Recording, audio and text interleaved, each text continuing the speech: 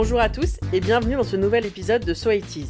Je sais, on avait prévu de diffuser aujourd'hui votre épisode à vous, nos auditeurs, avec tous les témoignages que vous nous avez partagés lors du live du label Podcut le 14 septembre.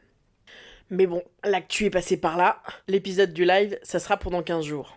Parce que voilà, Jacques Chirac est mort, le 26 septembre. Du coup, bouleversement de la grille, breaking news, So It Is, toujours premier sur l'info d'il y a 40 ans. On va parler de Chirac. Et je vais pas le faire seul, parce que l'ami Greg, de l'excellent Radio Beer Catch, qui parle donc d'hommes et de femmes en collants qui se cassent des chaises sur la tête dans la joie, la bonne humeur et les fumigènes de la WWE, va en parler avec moi. On va donc vous raconter notre Chirac, notre chichi, les pommes, la figurine du bébé de show, le bruit, l'odeur, le RPR. Je laisse donc la parole à Greg dans un premier temps pour le portrait de son dernier président, surtout celui des années 90 et 2000. C'est en revenant de pause déjeuner hier que j'ai appris la nouvelle. Jacques Chirac, ancien président de la République française, n'était plus. Immédiatement, c'est devenu le point phare de l'actualité de la journée, au détriment d'un incendie aux alentours de Rouen. Et ça, c'est une autre histoire. Il est donc décédé à 86 ans, après avoir, comme on dit dans ces cas-là, lutté contre la maladie depuis un moment. On ne peut pas dire, à cet âge avancé, que c'était tout à fait imprévu.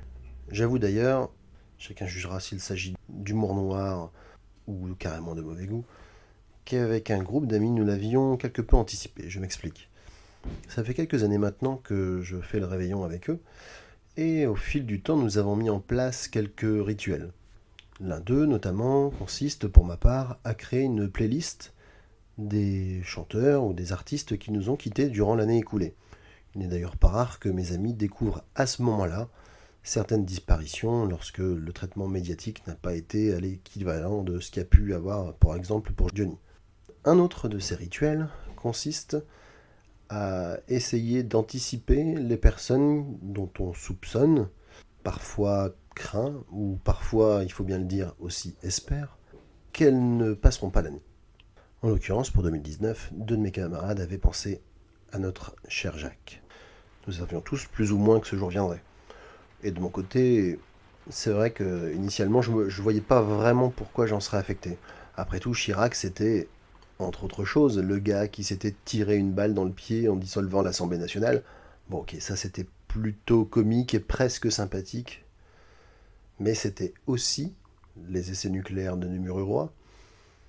C'était également la fameuse citation « Le bruit et l'odeur » qui en matière d'odeur avait de sympathiques relents racistes, on va pas se le cacher. C'était également un condamné avec sursis pour une affaire d'emploi fictif, le premier président à avoir été condamné pour ce genre d'affaires. Et encore, il se murmurait régulièrement que ce n'était que la face cachée de l'iceberg, avec de gros soupçons de financement occulte, qui n'avaient jamais été prouvés, ou en tout cas suffisamment approfondis. Bref, un peu l'archétype du politicard à l'ancienne. Pas vraiment de quoi me faire le regretter. Et pourtant, lorsque j'ai lu la dépêche, à ma grande surprise, ça m'a filé un peu un coup. Sur l'instant, je me suis dit que ça devait être cette fichue nostalgie et j'y ai pas plus prêté attention que ça. Un peu plus tard, je suis allé sur le site du Monde, pour une fois, lire un fil qui reprenait les témoignages de personnes anonymes mais aussi de personnalités politiques, chacun y allant de sa petite anecdote personnelle. Je me doutais bien qu'en un jour pareil, je n'y trouverais rien de particulièrement agressif à son encontre. Il est vrai que dans des circonstances telles, même les adversaires les plus acharnés observent une espèce de trêve, et je trouve ça un peu logique. Mais pour le coup, ça m'a permis de me rappeler certaines choses un peu moins négatives à son sujet.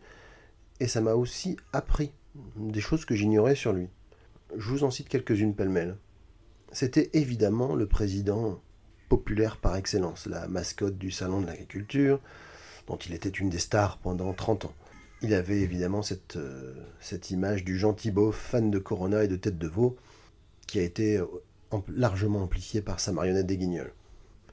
Ce que j'ignorais en revanche, c'était sa passion pour l'histoire et l'histoire de l'art, ainsi que pour les arts premiers. Notamment, il est à l'initiative de l'ouverture du Louvre aux cultures du monde. Il a dû batailler ferme contre les conservateurs de l'époque, qui, pour le coup, l'étaient sacrément conservateurs. Il est également à l'origine du musée du Quai Branly, qui depuis quelques années d'ailleurs s'appelle le musée du Quai Branly Jacques Chirac. Il est même apparemment personnellement intervenu pour que des musées africains se voient prêter des pièces possédées par la France. Alors oui, je vous vois venir, bien sûr, vous allez me dire qu'on aurait pu leur rendre, mais déjà à l'époque, prêter des pièces, ça ne se faisait déjà pas, et particulièrement pour des musées africains. Là aussi, vous jugerez vous-même si c'est pas un petit peu limite. En tout cas, il est notamment intervenu pour qu'un musée béninois qui venait d'ouvrir se voit prêter des pièces provenant de ce pays et possédées par la France, et permettant de fait à toute la population du Bénin d'avoir accès pour la première fois depuis des décennies, voire des siècles, à un pan de leur histoire qui leur était inaccessible. C'était également un grand fan du Japon, notamment du théâtre kabuki et des sumo. Il aurait même déclaré qu'il aurait aimé embrasser la carrière de sumo, considérant qu'il avait la taille nécessaire, pas le poids, mais comme il disait, ça pouvait s'acquérir. La face du monde, ou en tout cas de la France, en eût été changée. Il avait aussi déclaré qu'il aurait aimé être anthropologue, ce qui est quand même assez différent de la carrière de politique qu'il a fini par embrasser. Bref, c'était un homme érudit et qui masquait son immense culture derrière son image de beauf.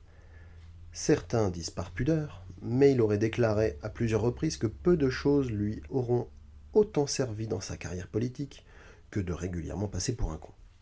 Mais Jacques Chirac, c'est également celui qui prononça ce discours écolo que Greta Thunberg n'aurait pas renié en 2002, alors qu'elle-même n'était pas encore née, disant notamment que notre maison brûle pendant que nous regardons ailleurs. Cette phrase étant malheureusement toujours on ne peut plus d'actualité. N'oublions pas non plus qu'il a été pressenti pour le prix Nobel de la paix. Oui, le prix Nobel de la paix. Lorsqu'il a condamné envers et contre tous l'intervention américaine en Irak, lui gagnant au passage le surnom d'ami des Arabes parmi la population irakienne. Là non plus, c'était pas gagné. Même Poutine, on apprécie ou pas le personnage de Poutine, mais même Poutine, qui n'est pas connu pour avoir le compliment facile, avait dit de lui dans une interview en 2016 qu'il était le dirigeant qui l'avait le plus impressionné par sa stature de chef d'État et par sa culture. Tous ces éléments, finalement, dressent un portrait du grand Jacques un peu plus complexe qu'il n'y paraissait au premier abord. Finalement, il semble qu'il n'était pas seulement le super menteur décrit dans Les Guignols, mais aussi celui qui voulait nous faire manger des pommes, et un peu plus. Et c'est vrai qu'en y repensant, malgré tous ces travers, je crois qu'à titre personnel, c'est le dernier que j'ai considéré vraiment comme mon président, entre guillemets. Je vous ferai grâce de mon avis sur ses successeurs, du moins jusqu'à leur décès. Il laisse derrière lui, en tout cas, l'image quasi unanime d'un homme qui aimait profondément la France et les Français. Des punchlines par dizaines, je vous conseille d'aller chercher sur le net, ça fait partie des premiers résultats de recherche de Google ces jours-ci. Les meilleures citations de Jacques Chirac. Il y a des choses sublimes comme « un chef c'est fait pour cheffer » ou alors « ça m'en touche une sans faire bouger l'autre ». Il y a des choses aussi consternantes que parfois brillantes, notamment cette anecdote. Une personne dans la rue l'avait apostrophé en lui criant « Connard !» et lui avait simplement répondu « Ah, enchanté, moi c'est Jacques Chirac ». Du coup, ce bilan finalement en demi-teinte, que ce soit humain ou même économique ou politique, laisse place à une question presque métaphysique chez moi. Si on suppose que ce que raconte la Bible est vrai sur l'au-delà, avec le paradis, l'enfer, le purgatoire, où va donc un mec qui d'un côté a parlé du bruit et de l'odeur des quartiers d'immigrés, mais qui d'un autre s'est tenu vent debout contre tous pour défendre la population irakienne? Où doit donc aller un mec qui a vaporisé les poissons du Pacifique avec les essais nucléaires, mais qui en même temps nous a incités à faire attention à notre planète? Où finira un gars pris plusieurs fois la main dans le pot de confiture, mais qui a personnellement et de manière complètement désintéressée aidé des gens à qui il ne devait absolument rien? Vous avez 4 heures. Comme Greg, j'ai un rapport complexe à Jaco. J'ai succombé à la hype. J'ai un t-shirt Chirac dans le placard et le catalogue de son musée dans la bibliothèque. Politiquement, c'est vraiment pas ma came, hein. Mais son côté tête de veau, pied dans le purin, Corrèze, sumo, Corona et art asiatique, ça me touche. Et puis la nostalgie à la con fait le reste. Il y aurait beaucoup à dire sur le Chirac politique.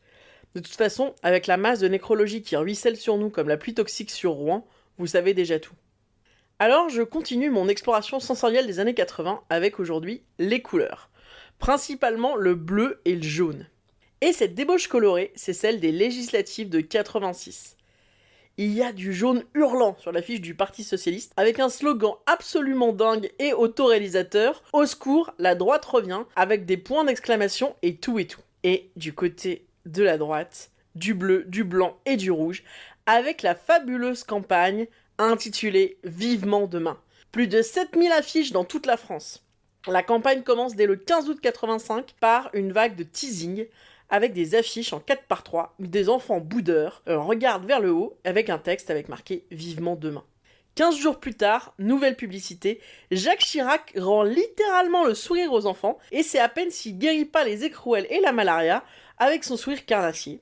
Et le slogan est légèrement différent puisque s'ajoute à « Vivement demain » avec le RPR. On a donc ce slogan fabuleux « Vivement demain » avec le RPR. En novembre, c'est la sortie de la grande affiche. La joie de vivre des cadres du RPR est présente partout. C'est la fusion entre les gaullistes et la petite maison dans la prairie. Ils sont 7 ou 13, ça dépend des versions. Bras dessus, bras dessous, sourire carnassier, le vent souffle dans les cravates et dans le brushing choucrouteux de Michel Alliot-Marie et d'Anne-Marie Coudert. Les jeunes loups du RPR descendent donc d'une colline et ils arrivent en ville. Au centre, qui domine tout le monde de sa haute stature, entre Toubon et Alain Juppé, Chirac, dégarni, avec ses lunettes carrées et sa cravate sombre sur l'épaule. Cette affiche est symptomatique d'une époque et d'une classe politique qui disparaît peu à peu aujourd'hui. Mais ce qui est notable aussi, c'est le prix de cette campagne de presse et d'affichage. On est avant 90, donc il n'y a pas de plafonnement des frais, et surtout, on peut faire de la propagande politique quand on veut, et pas uniquement les 3 mois avant le scrutin. Sur cette affiche, ce qui est fascinant, c'est qu'on peut barrer un par un les condamnés pour magouilles politiques diverses. Petit florilège de mes préférés, Michel Noir, Alain Carignon, François Fillon, le meilleur d'entre tous, Alain Juppé, et évidemment Chirac. Ce visuel est marquant, mais la carrière politique des protagonistes sera elle aussi un objet de scandale. Bon, ah voilà, Chirac est mort, et ça me fait pas plaisir, parce que ce que j'aurais vraiment voulu, c'est... Si vous aimez les podcasts et si vous aimez le label Podcut, vous pouvez nous soutenir via le Patreon. Il y a des petits nouveaux dans la bande, je les laisse se présenter.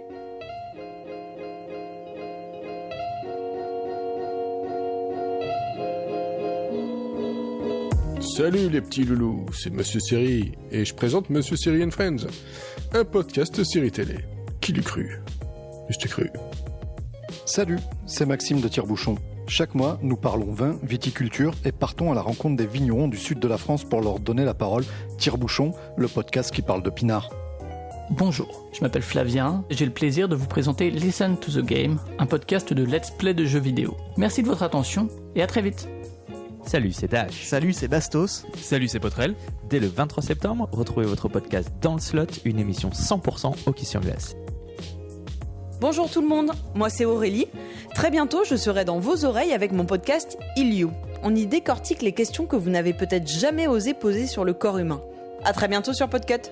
Des bisous à tous et à très bientôt pour un nouvel épisode de So 80s. N'hésitez pas à nous rejoindre sur notre compte Twitter @so80s-podcast. So 80s is part of the Podcut family of podcasts.